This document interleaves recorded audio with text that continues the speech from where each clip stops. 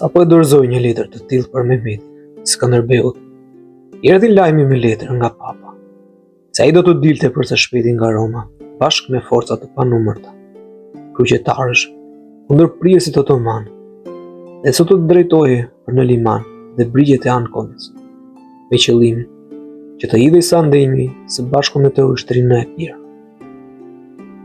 Atje do të pranonte së pari dhe do të ngrinte në gradën e nderuar të kardinalit pal ëngjëllin. Kur e peshkopi në Durrësit, pastaj do të shpallte mbret të Epiotëve dhe të arbërve Skënderbet, të cilin do ta vinte edhe në krye të forcave të krishtlera, me qëllim që ta shpinte gjërë në fund fushatën që kishte marrë përsipër kundër barbarit së bashku me tërë blokun e bashkuar të besimtarëve. Prandaj e këshillonte, e shtynte, të vijej në krye të forcave dhe t'i shpallte luftë të përgjithshme barbarit. Kjo letër u lexua para gjithë krerëve dhe kapetanëve të kampit dhe u dorëtrokit me një gëzim shumë të madh. Pas kësaj, Skënderbeu, pasi radhiti forcat, lëshua me vrullin më të madh kundër viseve turke dhe armike, duke hyrë sa më thellë në to, dhe duke u rënë më të katër anët, i shkretohi kudo, me zjarë e hekur, dhe i la pa gjë, dhe duke u kallur tmerrin më të madh barbarëve, shpalli Mehmetit luftën e përgjithshme. Pikërisht atëherë, kur sapo e kishte mbaruar së lexuari letrën e Skënderbeut, sultani i vajti lajmi se Skënderbeu ishte futur në viset e tij, se kishte djegur e rëmbyer çdo gjë. I tmerruar fort nga ky lajm i idhur, Mehmeti dhe i rëmbyer i tëri nga inati dhe tërbimi kundër Skënderbeut, nisi kundër tij bashkë me 14.000 kalorës, Sheremetin, kapetanin e vet, po tepër për t'i frenuar atij vrullin dhe furin, sesa për të bërë ndonjë gjë tjetër të madhe. Dhe menjëherë thiri gjithashtu krerët dhe kapetanët e vet, dhe foli përpara tyre: "Kur s'kam dyshuar kapetan dhe bashkëluftëtar të mi, kryetrima, dhe ju e keni të qartë të gjithë dhe e dini me siguri, se unë e kam ndarë gjithmonë mbretërinë, fuqinë, tërë pushtetin tim me ju. Prandaj shpëtimin dhe paprekshmërinë e tij duhet ta keni kujdes jo më pak ju se sa unë. Ju e dini mirë, se sa shumë jam kujdesur unë nga hera për ju, me qëllim të mos ishit më poshtë se unë, se me sa njerëzi, me sa ëmbëlsi jam sjell kudoherë me ju, duke u treguar jo si mbret aprijës si juaj, por si ndonjë bashkëluftëtar për jush.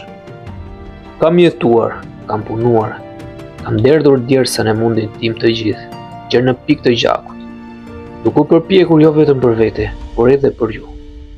Për ju them dhe për fëmijët tuaj, për ta bërë mbretërinë shumë të madhe dhe për të siguruar në të paqen dhe qetësinë, për të spasuar, për të shtyrë çdo sulm të armiqve dhe për të shtuar, për të madhëruar, për të vënë jashtë rrezikut qytetet, popullsitë, gratë, fëmijët dhe pasuritë tuaja. Dhe me ndihmën e Zotit, arritëm që ne, me burërinë dhe trimërinë tuaj në krye, kemi të gjitha ashtu, siç na e desh zemra. E sot o kapetan të pathyeshëm, nuk është nevoja të bëni apo të lakmoni asgjë më tepër për shkëlqimin e emrit dhe për madhështinë e Perëndërisë. Shtë zë e shtë përmend Azin, që tani më është zbutur e gjitha. Trakin e thyer, tribalët e pushtuar, 2 misit, e shtruara krahinën e mundur të Taurikës, mbretërinë e Alikarnasit, të përmbysur nga Froni, princerit e përzën të Ilirisë, panonët e dërmuar. Cila krahin ju lutem për Perëndinë e pavdekshme, cili vend, fortrim e krenar, ka mbetur pa u shkelur nga armata juaj. Cilat popullsi, cilët fise, të pazbutura të pamposhtura, s'kan patur frikë, ka emrit e trimëria juaj, para se t'i provoni. O tani ç'është ky turp, kjo faqe zez, o bura kapetan? Ç'është gjithë ky turbullim? Ka vjen kjo frikë pa parë, e pazakonshme, se ju paska zënë dalla për pasojat e hatashme, me të cilat ju kërcënon ai Krister, ishte mbledhur edhe para. Me të vërtet, paska bindur, ju paska mbushur mendjen dhe gjithçka. Ai Skënderbe, mjeshtri i çdo dhelpërie, koka e çdo likësie. Shkjo mlendelesi me ju. Mos doni t'ja lëshoni i këtë Krishterit të paaft dhe të pa Zot për luftë. Mos doni t'ja lëshoni me aq lehtësi, pa u përleshur, pa u matur me të, si burra që mendojnë më tepër haratim se sa trimërin. Ato që me aq djerës dhe gjak, keni fituar si ju, si të parë tu. Përse nuk do të lejoj të flas më hapur me ju, për punët, për fëmijët, pasurit tuaja. Flas për krejt gjendjen e shtetit. Përse nuk do më lejoj t'ju qortoj juve, që gjërë tani nuk kam shpëtuar, e që tani sidomos përpiqen me të madhe t'ju shpëtoj. Mos doni që të largojni kështu, pa kërdi, pa gjak nga Europa, cilën me aq zjarre mund, e shtit në dorë, dhe të shkoni me turp në Azi, duke lënë gjën dhe shtetin tuaj, që do ta kish zili çdo njeri me dëshirë, për shkak të kësaj plagështie që ju ka zënë. Për armikun, do të kish gjë më të dëshirueshme, do të kish gjë më të këndshme, për të se sa kjo në gjithë jetën. Por e zëmë se shkuat, mos do të jeni të sigurt në Azi. Kudo që të shkoni, do t'ju lënë pa ju ndjekur. Kudo që të shkojmë pastaj, çfarë shpresë do të kemi? Cilin mbret apo sundimtar do të na pranojnë neve? Ratës që s'na duan e na urrejnë të gjithë, për arsye ndoshta, se çdo gjë që kemi, çdo gjë që zotrojmë, thonë se është e huaj dhe e fituar me dhunë. Por s'kan të drejtë, sepse është thënë me të drejtë, për Herkulin është thënë. Kudo që ka shkelur këmba e kalit tënd, atje çdo gjë është krejt jotja. Në këtë jetë asnjëri s'ka marrë gjë me vetë. Zoti i të gjithëve është Perëndia. Është ajo i ka lënë të gjithë sheshit në fushë të hapur. Prandaj, ato që me pëlqimin dhe lejen e saj i kemi shtënë ne në dorë. Ato që me plot të drejtë dhe merit i kemi fituar ne, i që me vullnetin hyjnor do t'i mbajmë për sa e sa shekuj me radhë. Ato tani ne duhet t'i ruajmë dhe t'i mbrojmë me ngulmimin më të madh. Prandaj dëgjoni o bashkëluftëtar kryetrima. Zëmër, mos u trembi, që armiku të marrë për hera e më tepër guxim, por janë në vete, siç është e udhërt. Ju kërkoni këtë punë kaq të rëndësishme, jo me mendje të turbullt dhe të tronditur, por të qetë dhe të mbledhur. Qofse shikoni të udhët, që të ruani dhe të mbroni kundër tërbimin dhe furisë së Krishterë, veten dhe jetën tuaj. Mbretërit dhe shtetet e panumërta që ju kanë njeluar nga Perëndia, gratë më në fund, fëmijët dhe pasurit tuaja, rëmbejni atëherë pa frikë dhe me guxim armët kundër të Krishterëve, përleshuni me egërsinë me ta, siç e keni zakon. Dhe mos e quani për ndonjë gjë të madhe dhe të mundishme punën që dëgjoni se krerët e të Krishterëve i kanë ngritur armët kundër nesh, pas një farë bashkimi dhe përbetimi që kanë bërë në mes tyre. Ju s'kini përse të dyshoni, as pak në fitoren më të madhe. Po fundi ç'është, përse po trazon qiellin e tokë? Ju e keni provuar mirë shpeshherë këtë milet, se sa i ngathët është, se sa i paaft për luftë dhe pa nerva fare. Të mpirë janë që të gjithë, frikaman, pa pikë fuqie, të fjetur, të mësuar më rehat, të dhënë, pas ëndjeve e dëfrimeve. Të gjithë janë mësuar me pupla, dashuri, luftëtar të zjarrt me fjalë në përmbledhje, në senat, jo me vepra. Ato dërgjen nga hera në plagështi dhe shikojnë jetën në përpazar. Ta s'kan asnjë dëshirë për të luftuar dhe asnjë aftësi për luftë. Trupi s'u adhuron dot lodhjen dhe as shpirti rreziku. Gjymtyrët i kanë delikate dhe të qulla. Ata s'janë mësuar me disiplinën e ashpër. Ata se durojnë dot fare vapën, të ftohtët, urin, lodhin. Ata s'din ç'është ushtria, kurse ju, bashkëluftëtarë fort të dashur, të gjithë sa jeni ushtar, luftar kryetrima, më ngjani si kapetan të pashoq. Ju tërë jetën e kaloni në fushata, me armë në dorë dhe pa gjumë, tërnatë. Për ju, s'ka asgjë më të rëndë, të vështirë, të lodhshme, se që të mos ju duket e lehtë dhe shumë e kollajshme. Ju nga të rrezikuarit e pa prera, keni arritur që t'i përbuzni në një mënyrë të tillë rreziqet, saqë jo vetëm nuk keni frikë, pas që mund të keni. Ju duke përbuzur butësinë e kuklave, trupin tuaj të ashpër, e regjni me disiplinën dhe me të ashpërsi të luftës. Dhe të kënaqur me gjëra të paka e shumë të vogla. Në betejë, shtroni e flini për te, si të mësuar që jeni të duroni, dhe vuajtjen më ekstrem. Ju lëshojeni vraponi me një mënyrë të tillë ndaj fitores, ta që nuk mendoni as pak se çdo të vuani, por vetëm se ku do të arrini, dhe mos ju shkuar fare në mend as plagët, as vdekje.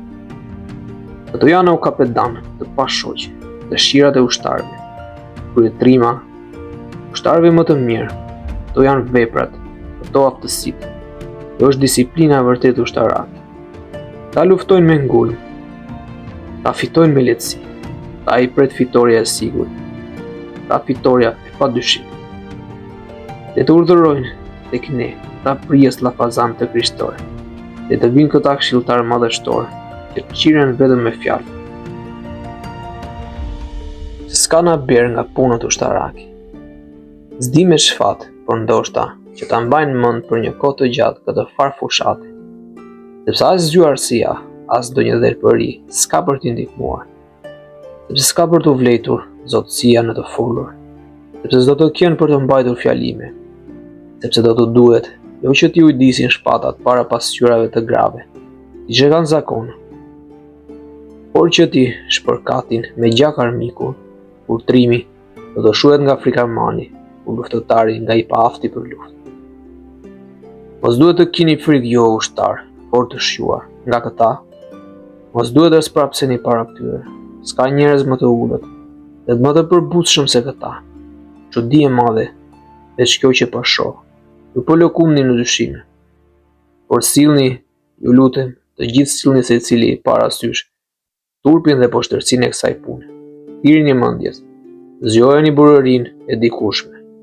Kaq keq i pas ka hapur të parët, që pas ka mbetur më as një pik nga gjaku i tyre. Nuk ju prek pastaj fati, më i bardhë që ju ka djekur gjithmonë nga pas dhe ju ka shoqëruar në çdo fushat dhe në luftrat më të rënditse. Nuk ju mbushin as pak me krenari suksete aq të mëdha të luftrave. Mos e lini dash Zoti një rasht kaq të rrallë, pa shfrytzuar. E pan këta të krishterë, zhurmë më dhenjë, gjithnjë ndër sy e kanë ende jo të vjetruar. Por të freskët porvën e fatit të tyre, të vajtueshëm, veturinat e coptuara dhe të dërmuara, të betejës së Varnës e të Baziles. Ç'të them për perandorin greke, ç'ndryshojnë të gjendjesh. Shukullisje, ta përmbysje të mëdha, më në fund të gjithë, ushtin në ankant. Por zhurma, po bëjnë ajdutët e çmodur në kulm, dhe po i dalin zot me këmbë në përshal nga thësisë së vet, po shfaqsohen për dobësinë e vet fatkeqe, dhe po tregojnë urrëtie për babesinë e të vetëve. Urrërinë tuaj nuk e admirojnë, po çmbrojtje qesharake.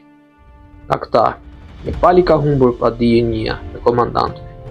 Një pali i ka zhdukur nga thësia e ushtarëve dhe fati i luftës. Një pali kanë shojtur grindjet e brendshme me ndjeletësia tepërt, dhe pabesia të vetëve dhe të tjerë pastaj. Ka dërmuar mospërfillja e pa epshur për kundërshtarët. Nga këta, keni frikë se po vinë. Këta kujtoni se janë duke ardhur, jo që ju duhet ta dëshironi shumë, ku pura kryetrima. Dhe do ta kërkoni me gjithë zemër, por unë, do t'ju them hapur atë që mendoj. Kujtoj se as që kanë për të ardhur. Në shtëpi do të qëndrojnë, besomni mua. Do të heqin dorë, duan s'duan. A këto kërcënime do t'i ulin veshët luftëtarët qesharak. Do të kujtojnë se mjaft kanë nëftuar, po do këndezur armik. Veç kësaj, ata vuajnë nga ngrinjet e paepërta, tronditen nga përçarjet e partive.